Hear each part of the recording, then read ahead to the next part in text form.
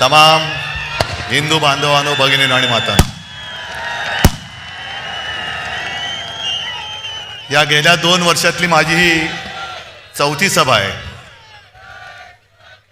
पण आजच्या सभेत मला खूप आनंद होतोय, कारण माझ्यासोबत माझा भाऊ आणि महाराष्ट्र नवनिर्माण सेनेचा अध्यक्ष राज, संजय तर सोबत आहेच, खासदार आहेत आणि उद्याच्या महापालिकेतले सगळे नगरसेवक आहेत. या भावी नगरसेवकांना सांगतोय की ही सगळी जनता ही तुमच्याकडे अपेक्षेने पाहते.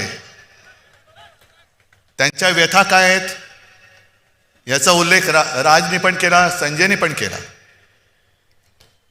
आणि राजनी त्यांच्याकडे ही महापालिका असताना काय कामं केली हे अभिमानाने सांगितलं. मग राजनी केलेली नाशिकमधली कामं आणि मुंबईमध्ये शिवसेनेने कामं केलीत. हे 2 नागरिकांसाठी कामं करणारे भाऊ एकत्र आले तर नाशिकचा काय उत्कर्ष होईल हे तुम्ही तुमच्या मनाशी विचार करा.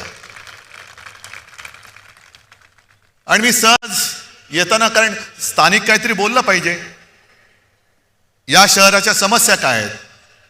समस्या सगळीकडे त्याच आहेत. पाणी टंचाई आहे, कचऱ्याचा प्रश्न आहे, बेकारी वाढते आहे, गुंडागर्दी वाढते आहे, अंमली पदार्थ वाढत आहेत, तस्करी अंमली पदार्थाची होते, शिक्षणाचा पत्ता नाही. म्हणजे महाराष्ट्रात कुठल्याही शहरात गेलं रस्त्यावरती खड्डे आहेत. शहराचं नाव बदला, समस्या त्याच चिकटवून द्या, कुठलंही भाषण कुठेही चालेल. हे यांनी गेल्या 10 वर्षात केलेलं आहे. म्हणजे 2014 पासून आत्तापर्यंत मोदींच्या काळात. आमच्या मुलाखती चालू आहेत रोज, आज किंवा काल सुद्धा. मुलाखतकार एक प्रश्न नेहमी विचारतात की तुम्ही दोघं भाऊ एकत्र आलात, म्हटलं मग तुमच्या पोटात का घोडा आला?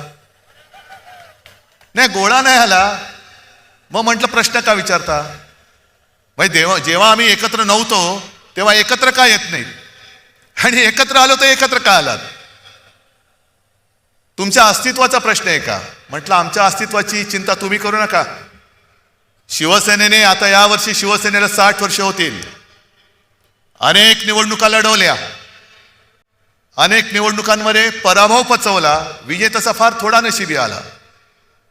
पण पराभव होऊन सुद्धा शिवसेना संपली नाही